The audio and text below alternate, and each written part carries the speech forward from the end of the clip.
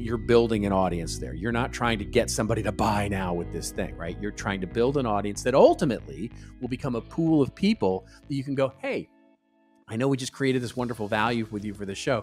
Maybe you might consider something that we have to offer there, right? And so having an ability to reach those subscribers and possibly throw an offer over the wall is a good thing. Aloha, and welcome to another episode of the Groundswell Podcast, where I connect you to outstanding humans and sustainable ideas. I'm your host, Scott Martin. And today we have Robert Rose, who is a legend in the content marketing space. He just recently published a book called Strategic Content Marketing. He's published multiple other books. He's co-founder, I think, and head of the Content Marketing Institute, the Content Advisory. I mean, anything content marketing, this guy's got his brain around and is one of the leading experts on the topic. So without further ado, let's paddle in. All right, welcome back to another episode of the Groundswell Origins Podcast. I have the one and only Robert Rose. Welcome. Well, thank you so much, my friend. Yeah. Thank you so much. I really appreciate that. You know, I want to jump right in. I mean, you've written multitude of books in category of content marketing. You're like Jedi. You've got a new book out. It's not even out yet. Well, tell us a little bit about your new book. Let's just jump right into it. Sure. Well, thank you very much for asking.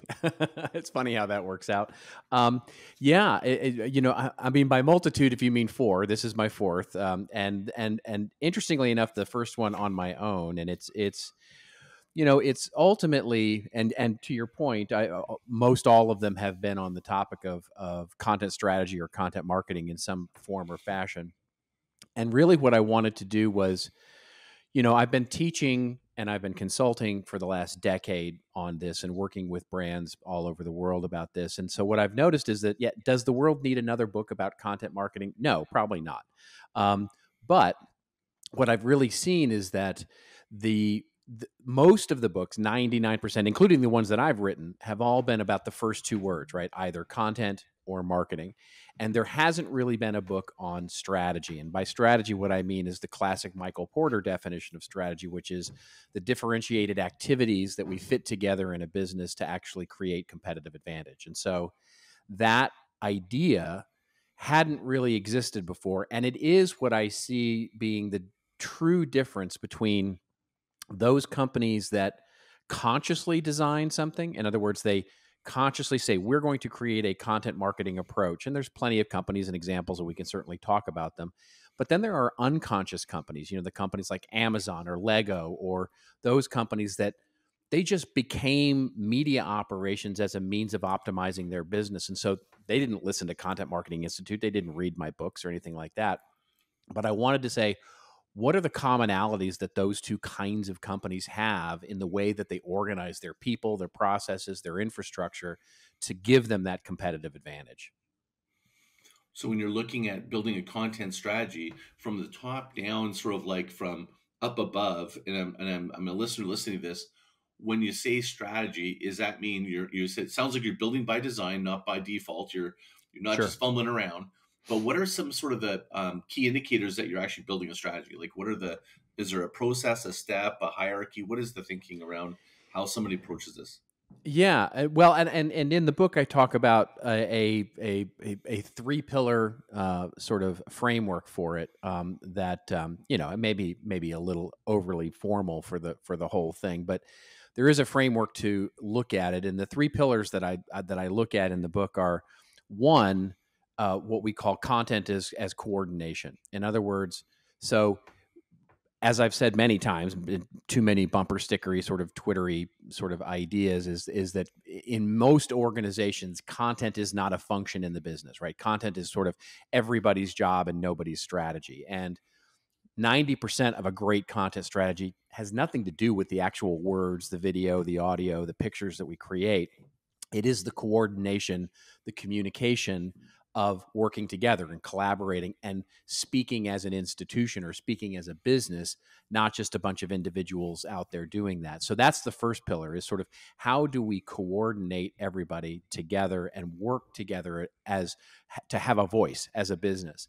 And then the second, which is all the way to the third pillar, really, which is the experiences that we create. So the pillar of the containers that we create, whether that's a blog or a resource center or a PDF file or a website, having goals, objectives, and ultimately a set of activities that treats those things as important as the products and services we put into the marketplace is important. As I often say to clients, look, if your blog isn't as important as one of your products or services, that's arguably, you should ask yourself why you even have it. Those communication vehicles, those experiences need to be as important as everything we do. So assigning a product manager to them and assigning an audience development manager to them and making them a real part of our outgoing effort. And then the third is operations, which is bridging those two things, the coordinated set of creating the content and the experiences by which audiences will consume them. There is an operation there, and we call it the frame, right? Which is both the technology, but also the guidelines, the standards, the playbooks, the ways that content flows through the business has to be standardized. And so with those three things as pressure points, we can start to say, hey, where are we weak? Where do we not have the right skill sets? Where do we not have the right activities formalized? Where do we not have the right people working on and collaborating together to create a set of activities? Again, as Michael Porter would define it, as a strategy, as a formal strategy of how we actually apply strategic content. Wow. Okay, so this is really interesting. This wasn't what I was expecting as an answer. This is differentiated because a lot of when people talk about content strategy, the first place they go to is how do we activate content? How do we reach our audience? It's all outward facing, and you're starting inward facing first, if I'm understanding you correctly. Is that correct? 100%. Yeah, it's all about, how do we start, one of the things that I often get when I talk to clients is, okay, content is too big a word, right? That's just, what do you mean by that? Like, how can we actually get strategic about everything we do, right? It's, there's the wonderful David Foster Wallace, the wonderful author, poet, writer. He said, once he told the story about the two fish swimming along in the, and they meet a third fish, and the third fish goes, hello boys, how's the water today? They swim on for a while, sort of confused, and then one fish turns to the other and says, what the hell is water? Right? They just have no concept of this thing that's around them every single day. And that's businesses with content. It's this thing that we swim in every single day. It's everything that we do. And yet we don't have a strategic process around it. We don't actually look at it like a collaborative process to give ourselves a single voice, our business a single voice. That is something that media companies understand. So when we say we want to act more like media companies, it isn't like we want to market more like media companies and activate content more like media companies. It is that we need to operate as a media company would, treating content and our voice as the strategic asset that it actually is. And in order to do that, we have to have the right collaborative approach to communication, because ultimately content equals communication. It is everything that the business communicates. So it is, yes, starting from the foundation of how do we communicate as a business, and then starting to say, great, now what are all the valuable ways we can communicate as a business? So in your experience of, so there's one thing is like the way you're describing this, and then there's the chasm of someone listening going, okay, great, I totally want to, I'm subscribing to doing this. How does one get buy-in at the executive level to move away from focusing on why aren't we focusing on how many hits we get on YouTube? Why are we focusing on this first? How do you help someone get buy-in at the executive level to this process? It's a great question, and the answer is very carefully. Because right? Because it's really counterintuitive, right? Like it really is.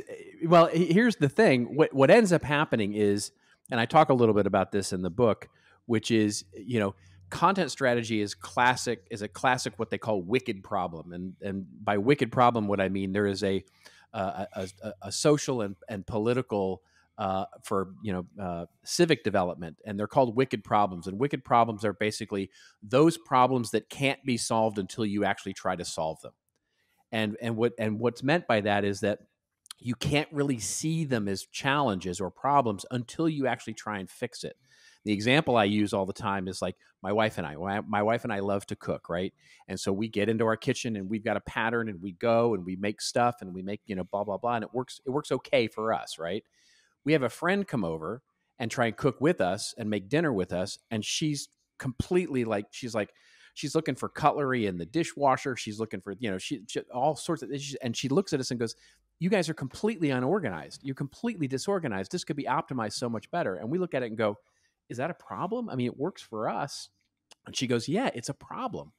And so when she starts to point some stuff out, like where stuff should be, well, we go, yeah, you're right. This is actually an issue. That's the classic definition of a wicked problem. So when you go to your CEO or you go to your business leader and you go, hey, we have a problem with content, the usual response is something to the effect of, well, is content getting created? Well, yeah. And is it engaging people? Well, some of it, yeah. Well, what's the problem? And so the problem is, of course, that everybody's doing it on their own. There is no coordinated strategy. Thus, our amazing blog is getting fed into a extremely poor sales enablement process, which is getting fed into an extremely poor customer service content experience. And we have no coordination between those things. And so ultimately, everything seems a little mediocre, or everything seems a little average, or we sort of just go, it's going to be what it's going to be. And so we never really get to the process of trying to fix it. How do you do that? Well, one of the things that you have to do is start to really look at what's going on from from the process perspective, how content gets created, from whether it's content marketing or any marketing content, quite honestly, and start to say, how are we doing, right? Really understand, how are we doing? Are we differentiated with these activities, or are we just swimming in the water, right? And so ultimately, when you point that out to leadership and you say, it's not the content we're creating. Content we're creating is great. We're no shortage of creative ideas and we've got good stuff, but we can't scale and we can't measure and we can't create great, smooth processes. And until we fix ultimately our foundation, we'll never be able to do any of those things.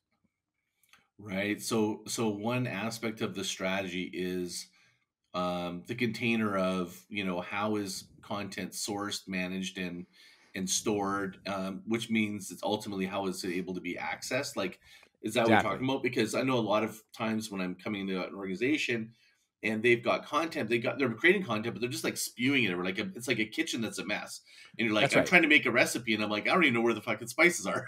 That's right.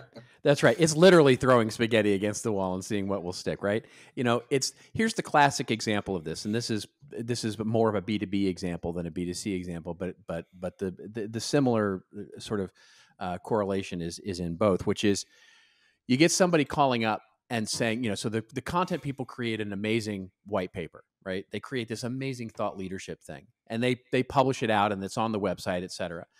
Sales person gets a call from a prospect and says, I just got this amazing white paper from your website, and I just want to ask a few questions about it because it's really great. And the salesperson goes, I got no idea what you're talking about, because they don't know. They've not been made aware. If they've been made aware, they're dumb. Well, now you've done two things. You've, one, ruined that relationship with that salesperson, with that prospect forever, because if it's even possible, they've provided negative value. I mean, basically by saying, I don't even know what our business is talking about. And two, you've devalued that piece of content that you created, because the business isn't even aware that it actually said the thing. And so the way that needs to go is that the prospect calls the salesperson and says, hey, I just got this amazing white paper off your website. I'd like to ask a few questions. And the salesperson needs to go, well, did you do the thing on page 17 when it said to do the ROI calculator, and you did the thing later? And did you do? Yeah, I did. Great. You know what? I'm going to send you the content team has just told me about this other piece that we have. I'm going to send that. Can I subscribe you to our email newsletter? Because I think it's going to, that's the conversation that needs to happen. And that only happens when we have a coordinated strategy around the way that we present content. It has to be a business strategy. Otherwise, we're all just saying stuff, right? And how many times does the brand team and the demand gen team and the sales team, they're all competing with various parts of the customer's journey for attention. I mean, I talked to one company 2 years ago where they said, we can't even get a link to our blog on the website because the web team thinks that that'll funnel traffic away from the website, therefore creating a competing property. And so we can't even get them to link to our blog on the website. I mean, that's the crazy stuff that's happening in business right now with the way that they create these content experiences. So how do you create a hierarchy or a coordinated effort that both sides are battling for content. And I remember doing an interview with, I can't remember who it was, but it was like about sales. And they said the most important aspect of sales is a little bit like what you're describing, which is being inward, which is everybody needs to be able to map the relationship to the sale. So Yeah. you're saying the same thing with content to a degree. And who wins in terms of like who decides the journey path of content? It's a great question. And the answer is, and I don't mean to be snarky with this, but the answer is somebody, right? I mean, that's the problem. It isn't that a decision has been made that's wrong. In most businesses, no decision has been made. Oh, And so yeah. what ends up happening is that everybody just fills the void with their own interpretation of what's going on. So what happens is that sales then goes, yeah, these white papers that the content or the marketing team are sending over, they're crap because I don't understand them and I'm getting questions about them that I can't answer. So therefore, you know what? Just give me another brochure. Just give me something that I know works, because that's what I really want to do. And then the marketing team thinks, we create all this content and sales never uses it. And it's that sort of that siloed nature that we, so classically think about between sales, marketing, comms, the C-suite, between how marketing is siloed off from everything and sort of, marketing's off doing crazy stuff. We don't even understand what they're doing. That culture emerges from that inability to make a decision about how, when, where, and what should the business be talking about.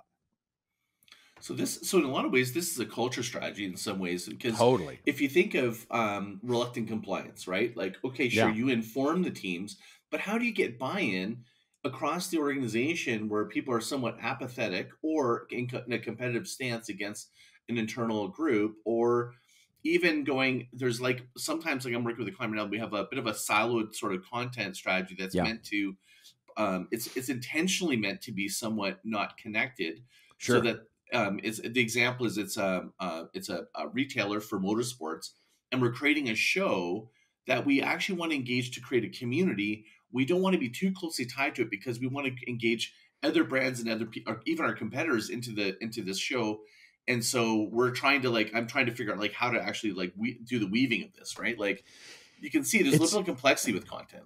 No, it's great. Well, that's exactly it. And it sounds like you've got, the core elements of a great content marketing strategy in place for that particular initiative, right? It has a goal, it has an objective, and the business, the institution, the business has acknowledged that it's going to be a separate initiative, right? It's going to be a separate initiative meant to drive separate goals, right? And let's hope that those goals and objectives are aligned with everybody and communicated to everybody to say, when it does this, when it does whatever that show is supposed to do, that spells success. And what it doesn't do is ultimately not provide for goals that are assumed that it's going to do. That's what happens so often in these situations is, marketing goes off and creates an amazing podcast or creates a cool show, et cetera, et cetera. And sales goes, great, we're going to get a bunch of leads from this. And they're like, no, that's not what this content is really built to do. It's built to drive brand awareness, or it's built to drive, customer loyalty, or it's built to drive some other part of the expansion or adding wealth to the business, but it's not supposed to drive leads. And when it doesn't, sales starts going, well, why are we doing a podcast? I don't care about that. And so it's not just the one-off, right? It's absolutely communicating the entire ecosystem of content that we're creating so that everybody understands. And this is why that experiences pillar is so important. Each of those experiences has a charter, a goal, objectives, a business budget, a promotional budget, an activation budget. It has people, it has a product manager, it has all of the things that require to become an important initiative for our business strategy. And that just doesn't exist in most businesses. Interesting. Now, how do you navigate a content strategy where at the C-suite or the people are at the table going, how do we map this to sales? And in some cases, Yeah. you could argue it's indirectly. How do you then either justify it, or how is there creative ways that it all connects to sales in some way? Totally. Yeah, absolutely. And I have a whole chapter on measurement in the book where I talk about, there are two things that leadership cares about, right? There are only two, right? Make more money, save more money. That's it. costs and revenue. That's the only thing the leadership really cares about.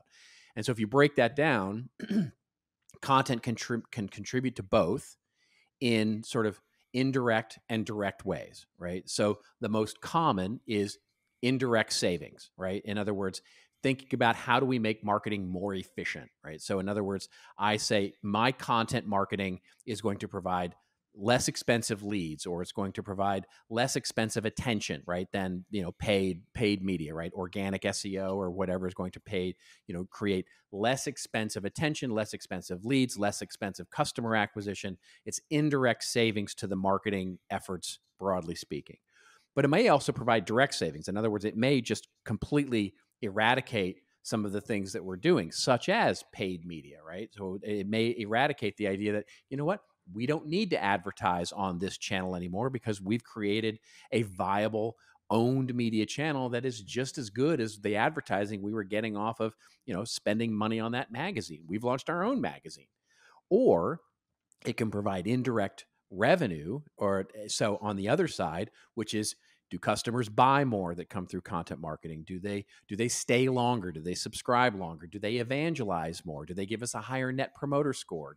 There are all those things. And ultimately, all that comes down to is your measurement strategy, and looking at it is, what do those audiences, what do those people that come through content marketing do? What are their actions? What is the impact that the content has that's different than our other marketing methods, right? How is it different than advertising? How is it different than PR comms? How is it different than events that we pay for? How is it different than direct cold calling sales? And all of those things play into that's, and it's such an important reason why it has to be integrated into the overall business.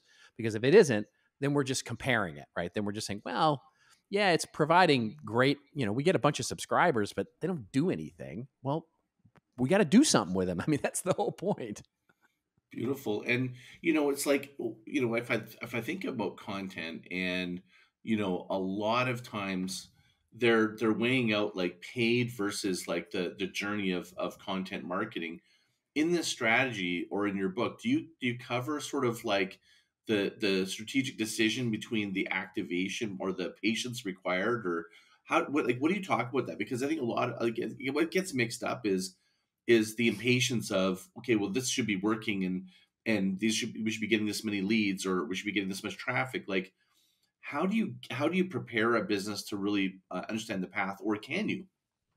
That's such a great question, because it is the place where so many businesses get tripped up, which is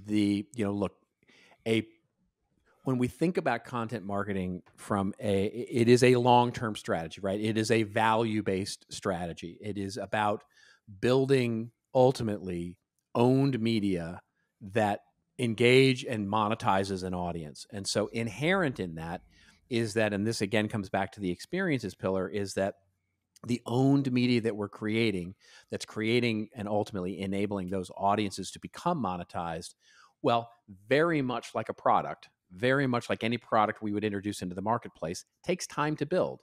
In other words, it takes time to get market share. It takes time to get, and it requires, by the way, all the requisite things that we would do with a product. It requires a activation budget. It requires ongoing management. It requires ongoing care, feeding, et cetera. And so when a CEO says, I want a content marketing program that'll pay dividends in the next 4 weeks, I'd say, no, you should go out and do an ad campaign, or you should do a direct mail campaign, or you should hold an event, a webinar or something like that, or, do some sort of, event stunt, if you're in retail kind of thing. That's a short-term triage, day trading type of, activity that marketing can get a return on in a small amount of time. You pay for speed.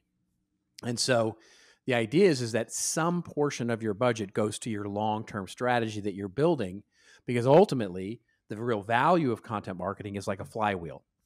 Yes, it does take a significant investment up front, but as you start to build it and build it and build it, it pays exponential dividends down the road. So it literally is almost like putting solar panels on the roof of your house, right?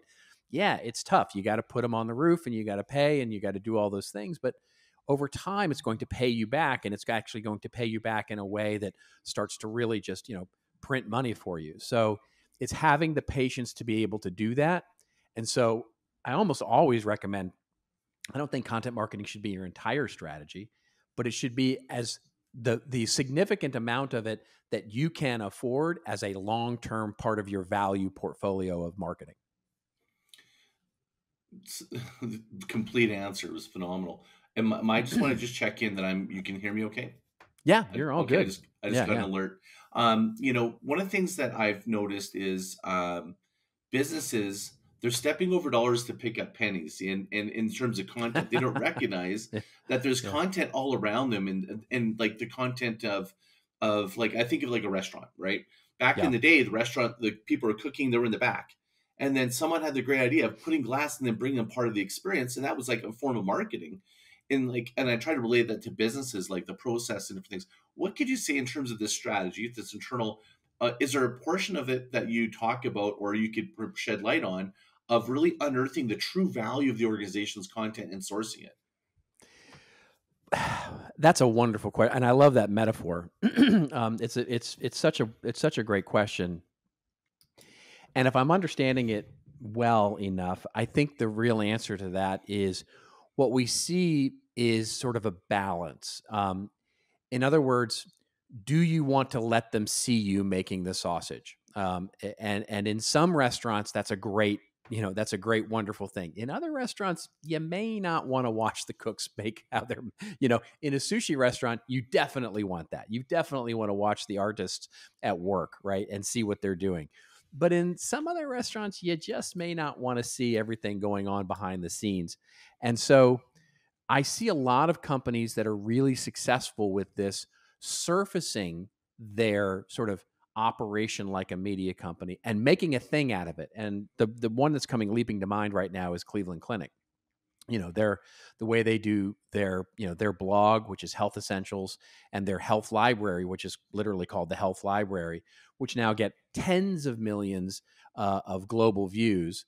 And by the way, now funds the entirety of marketing for Cleveland Clinic, right? Because of the revenue that they get from advertising on the blog and advertising in Health Library, now funds the entirety of marketing and creation of content for everything from, keeping up the website to doing, media to doing all the things. And there are no secrets about that, right? They are fully out there saying, yes, we are a media division. We are out there doing stuff. Here's what this is the way we do things. And they're showing you how they're cooking the meals, right? And that's full transparency. And you can think about it from a healthcare perspective. It probably makes the best sense for them to do that. Others I've seen really fall on their face because of their brand, for example. Great example of this is, AB InBev bought at one point, I think this was 4 or 5 years ago, they bought a microbrew review site. And the first thing they did was they made big hay with it, right? They said, hey, we just bought this big microbrew review site and, it's amazing and we're going to take it over and it's going to be awesome. And you're going to be able to get reviews of your favorite microbrews on this wonderful website. And of course, the audience for that microbrew review site went, no, you're a huge corporate alcohol beverage maker. I don't want the man coming in here and telling me, this is, of course, it's got all sorts of corporate slant to it and they've lost a bunch of subscribers. So they actually made it too transparent and they went too fast into hey, this is a cool marketing tool for us, and didn't do it the right way. So it's really a balance and an artistic balance at that about how you actually approach those things. That's amazing. And, I look at content and the surge of this new desire for people to create community within a business. And where do you see the connection as part of the strategy? Because it's very internal, of either fostering, building, encouraging, and the connection with community in content. Community is huge these days, right? I mean, it is becoming so, we used to talk a lot about audience building and still do to a great degree in content marketing circles, about building an audience, building and community, especially in B2C and consumer packaged goods, has become such an important piece of what's going on there. And it was, I think it's Chris Brogan, who I always credit him, although I'm not sure it was actually him who coined it, but I'm going to credit him anyway, who said basically the difference between an audience and community is which way the chairs are facing. And Mm. so it's a great strategy as long as you're willing to go neck deep into it, right? So community is great. And again, as long as that community becomes as important as one of your products, one of your services, and you put the requisite, when companies fail with community, it's because they see it as sort of it's just a customer service ploy, or it's just a way to create a better, how to for customers. And so it's just going to be a library of how to stuff. And we're going to man it with people who can answer questions from people who are having problems. That's not a community. That's just literally a customer service library. And so you really have to lean into what does that community mean to you as a company, and how are you co-creating, because that's ultimately the definition. How are you co-creating answers, better experiences, and wonderful with that community? And so it's getting into a partnership with your customers. And how do you, like, if you're creating a strategy as an organization, there's a little bit of fear there because you don't have as much control. Sure, of course. Yeah. How do you either shape that or create a strategy internally to go, we need to let go of this? Like, I mean, which of the two, or how does it work? Yeah, and it's tough, and it's brand dependent, right? I mean, because there's a lot of, in other words, if you're a brand like Apple, you're not interested in that, right? You're not interested in what, really customers are going to co-create when it comes to new products and services. It's very top down. It's very sort of like, we are the artists and we will create what we're going to create and you're going to love it. But if you're a brand like Lego, for example, you're going to lean into that idea, that creativity, and that the kids have the best ideas and that their customers will have the best ideas. So they're going to create experiences like they did, where you can go in and literally pitch products. You can literally go in and, sort of help pitch and shape the future of new products through their communities. And if enough people vote on your product, well, they'll build it. And so it really is brand dependent, and you have to sort of be able to ask yourself, as a brand, as a business, do we want to co-create ultimately solutions with our customers and have them be a part of it, and ultimately give them credit for that as well? Mm-hmm. What about competitors? Like, in having a bigger community, like in the case of where somebody is going, we're a brand, but we want to create a community. And where do you draw the line between, like, where you could actually, like, co-opetition, if you will? Like, where do you see that as a strategy, or do you ever I talk about do. that? Yeah, I do. And we do talk to a lot with brands about this, especially where you're competing for an audience, but not necessarily in sense of your products and services. And a great example. What if you're even competing with products and services? Would you? Yeah, you could. You could. Again, it depends on the brand and it depends on the company strategy and the sort of competitive marketplace. We've seen some examples of that where competitors have worked together to create, to sort of lift the tides of all the boats, as it were, Mm-hmm. sort of building an awareness around an industry or building an awareness around a particular point of view around the future of something. Arguably, you can say that's a little bit of what's going on in AI right now, as a growth industry, right? So you've got a lot of little companies coming up and emerging as AI, sort of ChatGPT, sort of, technology companies. And you can argue that they're all basically helping each other by sort of making everybody aware of the power of AI and generative AI and all the things that they're doing. There's some of that going on there. It gets, obviously with competitors, it gets funky fast, right? It gets really weird really fast. And so we more often see the latter, which is when we think of, the co-opetition, it's when we're competing for the same eyeballs, but we're not necessarily competing with the same products and services. Interesting. Okay, that's a really great point. Now, when I think of content marketing, when I've been at the table of helping people with their growth strategy and look at one area of business in this, and I was curious if your book covers this or if you have some insight, which I know you do, is the difference between there's business performance and there's brand value. Combined together, we're looking at, if they want to do an exit, how does content marketing, I think it has a potential inflection of incredible value for creating higher valuation. Do you have some thoughts around that? Yeah. I mean, my friend Joe and I wrote a whole book on that particular topic called Killing Marketing a couple of years ago. I'm surprised that it hasn't happened yet. I'll put it that way. In terms of some of the value that's getting created, especially in high growth companies, where we're not seeing the valuation of the content platforms as a piece of that. And I'll give you a very specific example of this, which is Salesforce, right? So Salesforce, their Dreamforce event, despite, by the way, the disruptions of COVID and everything else that's happened over the last couple of years. So now is back up into the hundreds of thousands of people who invade, San Francisco every year. And sort of, it is the biggest software tech event on the planet, right? It is the biggest, one of the biggest technology events on the planet, and people pay to go, right? So it is a revenue generator, both from a sponsorship standpoint. And now they've transformed that, of course, into Salesforce Plus, which, of course, is the streaming network that they now have, which features talks from Dreamforce, all the thought leaders from Dreamforce, as well as syndicated shows that they've now purchased right to, and including, the Pivot podcast and so many others. So it is a content media platform that is a revenue generating piece of the business. If you just do the basic math of the number of attendees by average sales price of a ticket, plus the number of vendors that go, it is easily in the hundreds of millions of dollars of revenue. That means as a separate media company, just Dreamforce is probably valued in the low billions of dollars in terms of what it just alone as a business would do. How does that not affect the stock price, or how does that not affect the valuation of Salesforce as an asset to the company?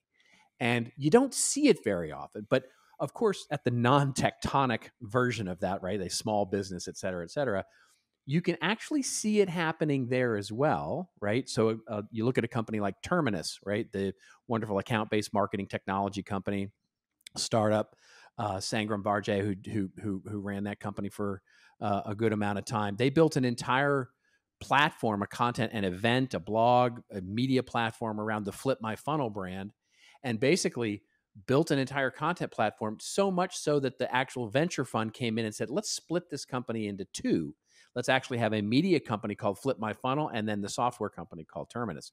So it's possible. It absolutely is possible in there, but it's still one of those things that CFOs are trying to get their head wrapped around. And to me, those are such great examples.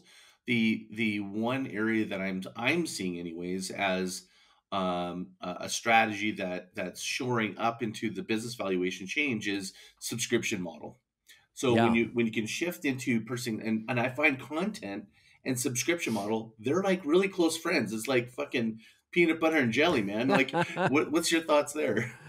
Yeah, well, that's our,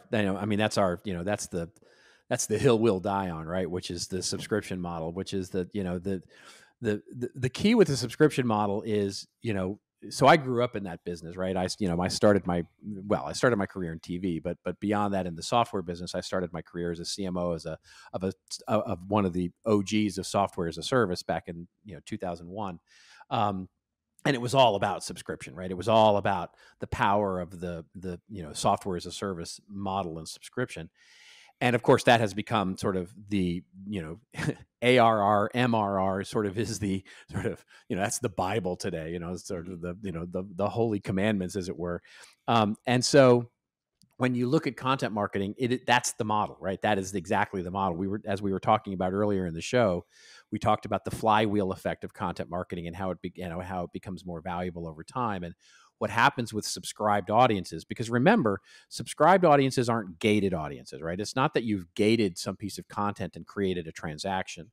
A subscription is actually a commitment to future value. In other words, they didn't get value. Then maybe they got value out of the thing that you gave them the subscription for, that white paper, that thing, that, cool little, quiz or whatever it is you gave them value to.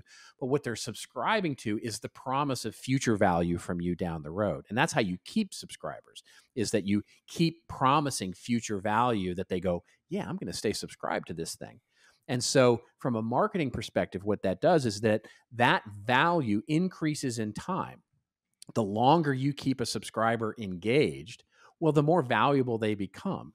In other words, the more they'll evangelize your product, the more they'll buy, the more they'll say, they'll stay customers longer, they'll become more loyal to your brand, they'll do more things that are in your favor. And because they're subscribed, it becomes easier to reach them. That's the real value when you look at somebody unconscious, like we talked about in the very beginning, like in Amazon, right? Why does Amazon spend $15 billion a year on content when Amazon Prime Video produces maybe $2 billion of revenue? I mean, that business doesn't work. It just doesn't work. But what they know is that by creating Amazon Prime viewers, and they know who those people are, well, they spend 2 to 3 times as much on products and services through their Amazon Prime membership. So for them, it's totally a loyalty play, right? It's totally an upsell, cross-sell play, because they know if I can get you as an Amazon Prime Video viewer, you're going to spend more money with Amazon, 2 to 3 times as much per year. And so that's the real key here, is that we're creating a group of people that we get to reach when we want to. We're not depending on an algorithm to do that. We get to reach those people, and they become more valuable over time. That was like masterclass in explanation. Love it. So one of the challenges that I see repeatedly, so there's a repeat pattern I see pervasively in the industry, which is I have an audience, but I want to then cross the chasm. It feels like, using Jeffrey Moore's crossing the chasm into creating a subscriber base. What are the strategies that you would have, or when's the indication? What are the processes, or how do you want to think about it to bridge this? That's a big question. There's a lot to unpack there. Yeah, there's a lot to unpack there. So I won't try and unpack it all, to be honest, because it would that would literally be an hour show on its own. Okay, maybe we'll cut you back for a second with just on that. Yeah, but here's what I'll say to it though: is look, it starts with having a true objective, right? I mean, it goes all the way back to what we talked about at the very beginning of the show, which is most businesses don't really even understand the first step of that, right? Which is to create a common objective. And I'll give you an example, which is thinking about gating content, right? So the content marketing people are, yelling that we should never gate content. It should all be free, SEO, free content, blah, blah, blah. And the salespeople are saying, no, we need to gate content because it needs to be protected. Well, somebody's wrong and somebody's right. But of course, they're both wrong and they're both right. The key is having an objective for both. So understanding that when we're trying to build an audience, we're not trying to move a customer.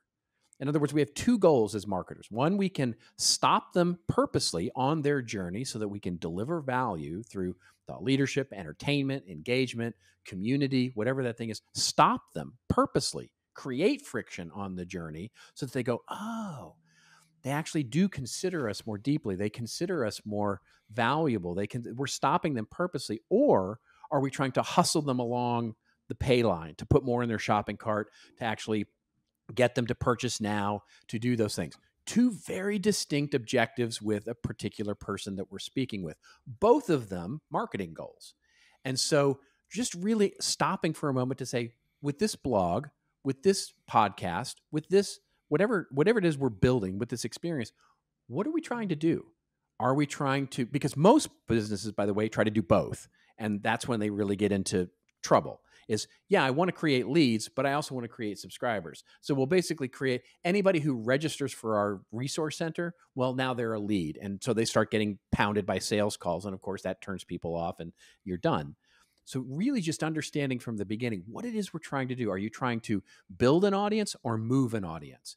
And either one of those is great, but just being really conscious with everybody about what this experience is trying to do. Very much like you said with the show that you're creating for that retailer, it sounds very much like, to me, you're building an audience there. You're not trying to get somebody to buy now with this thing, right? You're trying to build an audience that ultimately will become a pool of people that you can go, hey, I know we just created this wonderful value with you for the show.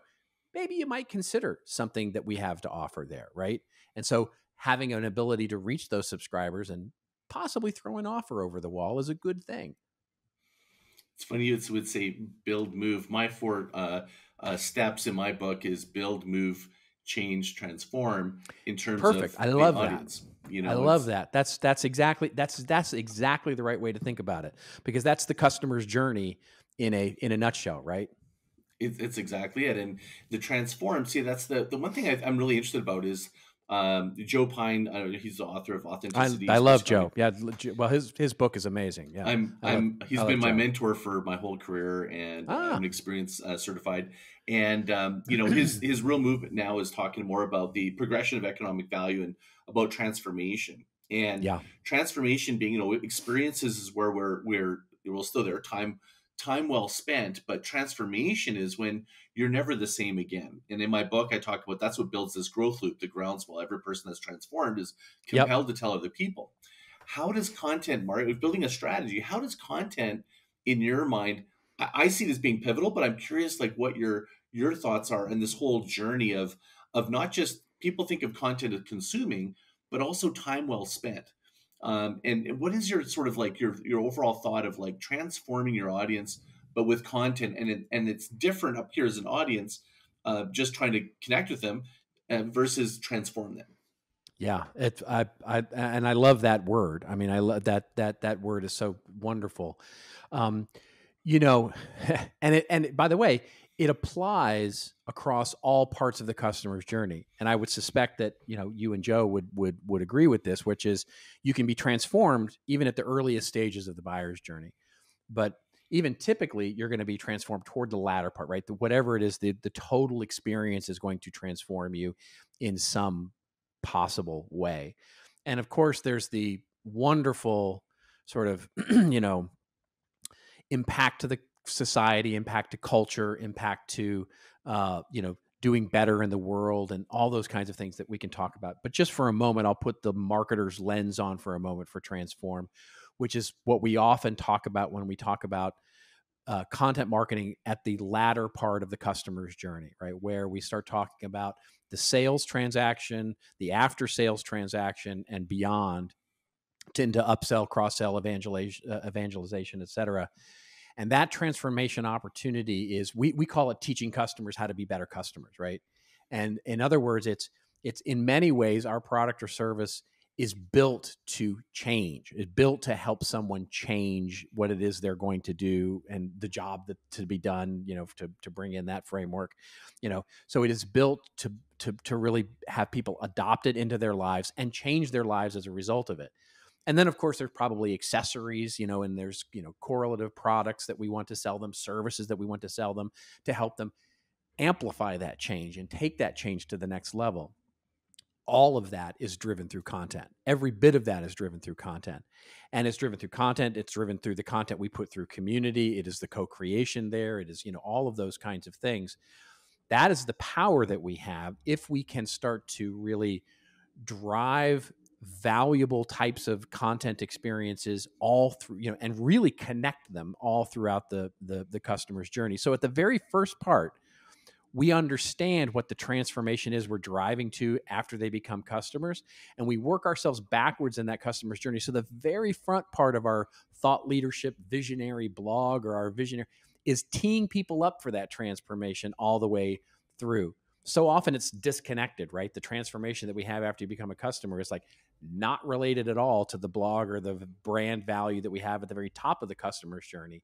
And it's connecting those things in a way that it is actually a deepening journey all the way through, so that by the time they get to that, they are teed up for that transformation. They're just ready for it, and we can deliver on it.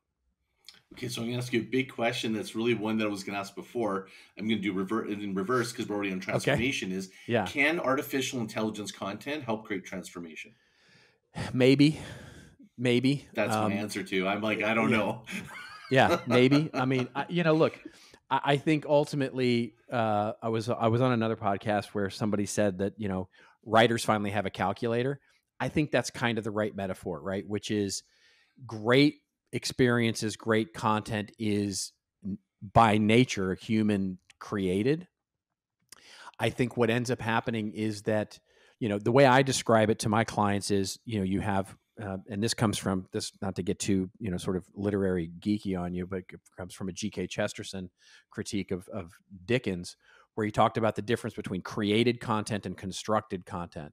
And he said, created content is that which is loved before it even exists. In other words, you love the idea, you want to express the idea. That is created content. It is an expression of one of your ideas that you love it before it even exists on paper. Constructed content can only be loved after it's created.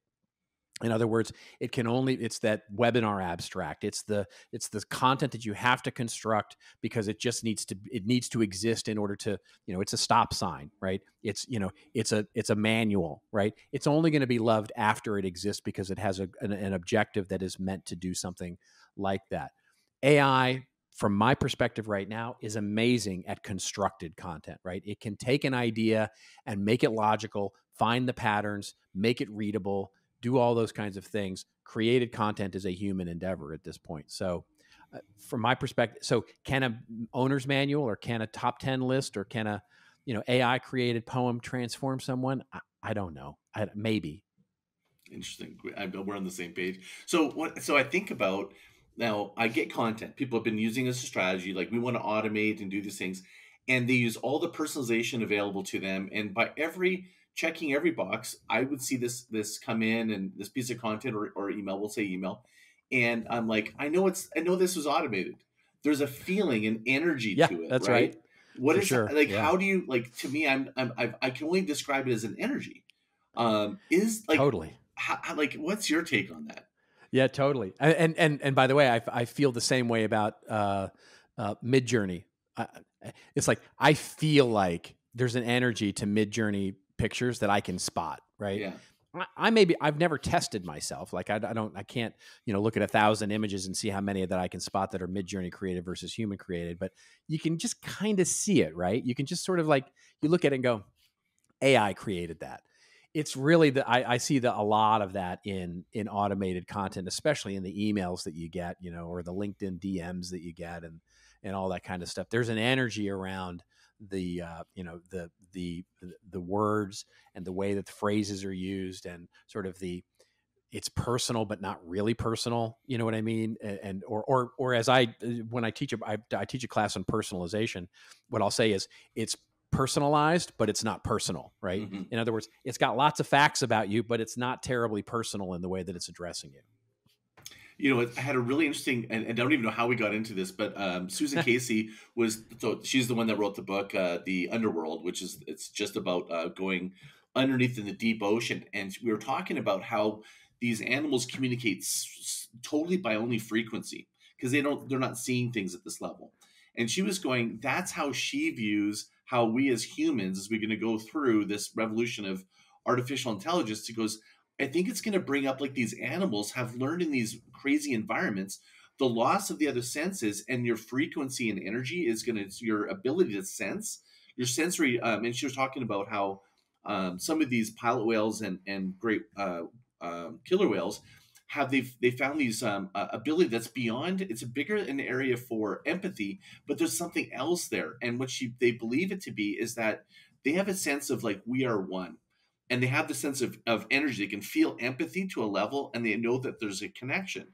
And to give the example she gives is, like, they've figured this out because these pilot whales, one will go on the beach and they'll all beach themselves because they go, we're one. You're in pain, we're in pain. Like, it's kind of like that. And when she was talking about frequency through the fact that there's a new sensory either loss or created, that frequency is one of the most powerful ways. And I'm like, I think that might be what I'm experiencing with this email. It's like some level of frequency or something. I don't know. I know I'm getting really esoteric at the end of this, but we could do a whole show on that too. I mean, getting esoteric and into energy and all that kind of stuff, that's my jam. So, and especially as it relates to storytelling and getting creative and how we connect to each other in an energetic standpoint and leverage that energy to sort of tell common stories. It's like, yeah, there's a real both. And to your exact point, both good and bad, right? Both positive and negative, right? You can have positive aspects of that. And then, as you pointed out, you can definitely have the negative aspects of that, which is it just feels like I often ask, I get these DMs on LinkedIn, these sales messages or, emails or whatever it is. And I'm like, there's somebody out there teaching this, right? Because they're all using the exact same phraseology and they're using the same. There's someone out there, and I've never found out who it is, because I want to reach out to them and go, please stop teaching this, because it's just ridiculous. But but I somebody's think out it's there saying that emulation. this is a good idea. Oh no, I Right. think it's I emulation. agreed. They're going, oh, Yeah. that must work. I'm doing it. I'm doing an iterative process, but it's a pattern that's like you see a common pattern, and it's like the Right. sea of sameness, right? That's the sheep kind of moving in. To Agreed. stand outside that is to be really authentic and go your own way. Is kind of what I tell people. It's like focus on what do you have energy for? Where are you Yeah, going to show up exactly. for it, right? Yeah. And I did a really interesting podcast with Guru Singh. He's a third generation yogi, and we talk about energy, universe, and nature, and how it can be applied to Mm. marketing. That's what kind of built a portion of like how I view the work is looking at nature as a guide for how to create sustainable growth marketing.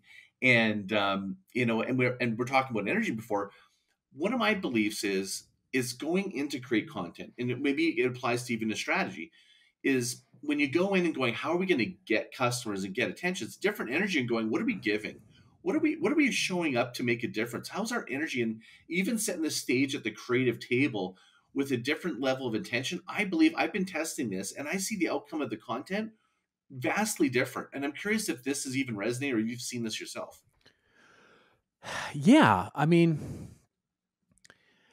it certainly affected my work in how I think, about creating content and about the way that because look, we get tired of our own brand, right? As it were, right? We start creating content. We start, those of us who create content for a living, you really sort of get tired of your own stuff. And what you don't realize in so many ways is that the value that you create with your content in so many ways isn't new to you, but it is new to someone else. And so it's that classic saying of like, just because you think it's easy doesn't mean it's easy for someone else. And so sharing that idea, sharing that energy is a good thing. And as I tell clients all the time, there is magic in writing it down. There is magic in the expression of ideas, even if those ideas are well common paths. And so I'm a big believer in that everybody has the power to be great storytellers and great content creators. It's just a muscle. It's a process that you have to exercise. And so it's a very Zen idea, which is we are all masters and we are all none. We are all both, right? And so it is only about the practice. Okay, I got two more questions for you before we wrap here. The next question I'm curious to ask you is, what is one of the biggest pitfalls when approaching your content strategy? What are the one of the things that will almost get everybody, or you see as being one of the most potentially derailing challenges? And for me, mine, I'll tell you what mine is for my perspective of Sure. content is patience. To me, it's like my quote in my book is patience is the new growth hack, because everybody's so anxious, Yeah. So, you mean, and so what do I see as the biggest? What do you see? Yeah, what do you see as being one of the biggest? I think the biggest one is, patience is certainly one of them, right? So having the patience to let things work, and the patience to let things not work for a bit. We are now trained, in terms of almost a Pavlovian way, that if it doesn't work in the first week, it's a failure, right? And so we see a lot of great content sort of eke its way out of existence because it didn't work in the first week, or we didn't promote it in the right way, and we don't try to re-promote it and all those kinds of things. So having patience and working the problem is something that I see a big challenge with. But the biggest one, honestly, is communication. That's the biggest part that I see. Everybody just assumes, right? Content is the most expensive thing that a business does. It's just by far the most expensive thing that a business does because everybody does it. Every single person in the business does it. And so, but if you ask a CFO and I say, how much did you spend on content last year? They'll laugh at you. They'll go, how do you even track that? And I'll say, let me just segment it for you. How much did you spend on marketing content last year? They don't know. There's no way to know that. It just gets wrapped up into other things. And so until we actually start to look at content as a process and as a strategic function as important as marketing or legal or sales or finance or any of those things, you're just never going to get your arms around it. And so until you create content as a strategic challenge and a strategic function in your business, that communication, that coordinated set of communication just isn't there. And it's always made so much harder than to make it work for you. Oh, I love that. It's like, I'm like, no, and tell me if you've done this in your book or what you think about this. What if there was a content P&L statement? Yes, and we've actually seen that and built that for companies before, where we've actually looked at a content P&L statement, more on the more on the L than the P, to be honest, because it's really hard for those CFOs to get their head around the P part of that expense Well, line. maybe there's a But different word. Maybe it's not necessarily well, profit. It could be, yeah. it's basically, what we've done is we've created a balance sheet, right? For Yeah. it. So in other words, you look at it from, are you getting more efficient at the expense? You know what I mean? Yeah. Because for most organizations, content and marketing is still going to sit on the SG&A line, and it's still going to be an expense considered by the business, and it's not going to hit the profit part of the balance sheet. But but Cleveland Clinic is doing that. The Cleveland Clinic has definitely, they've got a whole P&L just for the content practice itself. But barring that, what we can do is you can definitely provide an accounting for content. And we did it across the biggest value we created for one organization was creating an expense line for content. And the biggest challenge was getting an apples to apples equation across the different parts of the global organization, right? What's a white paper? What is an ebook? What is an initiative versus a campaign? What is when you start having to define those terms and what the cost of each should be so that you're comparing apples to apples, where a white paper in APAC, costs you $15,000, but a white paper in Europe costs you, $22,000. Well, okay, there's a balance there. But even just knowing that is a big value, and you can save hundreds, thousands, millions of dollars by just getting your arms around the cost. Maybe we call it the progress and loss statement. There's a P&L. I like it. There you go. Okay, we co-created that here. If you ever create one, let's please share it with me, or let's maybe talk about that, because I think that's a really interesting.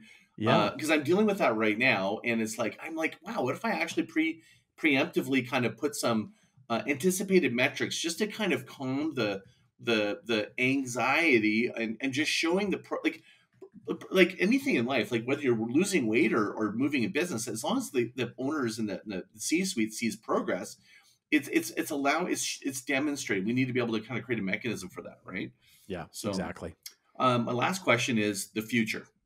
So what do you see in, as far as you can see, the shifting tides of technology, AI, the shift to more culture, community and stuff? What do you see as an important thing that you can point to kind of give me a sense of the future, where people can got to be, maybe it's not here today, but you can kind of sense that this is what's happening? Another big question. You don't ask small questions, that's for sure. I'll say, with regard to AI and technology, I'll say this, which is, I'm not a believer in the FUD, the fear, uncertainty, and doubt that's being spread right now, that that it's going to kill all these jobs. And to be clear, I do believe that it's going to kill jobs, but what we have to realize is that jobs aren't people. And so jobs are activities. And so will it make us 30% more efficient? Will it make individuals 30% more productive? 100% yes, I believe that that's true. But I don't believe in the bumper sticker that says, that if you don't learn AI, someone will replace you that knows AI, that sort of bumper stickery stuff that's going on right now. I think that's not productive, and I think it's not true. I think, in much the same way that we saw the word processor, and we saw Photoshop, and we saw digital photography, and before that we saw the typewriter, and before that we saw the printing press. Yes, it will make content creation more effective and more efficient, but it will be just exactly that. The skills, however, in the future, if your only skill that you're offering into the marketplace, and that means in your job or your in your entrepreneurship or your agency or whatever it is, if the only skill is putting words together, well, then you're in trouble, because that's the part of the job that's going to become 30% more easier. And so you have to start to ask yourself, what else am I offering that is more strategic? Is it creative ideas? Is it strategy? Is it measurement? Is it subject matter expertise? Is it depth of knowledge? Where is my add, right? Where is my value truly? It's not just in stringing words together in grammatically correct ways.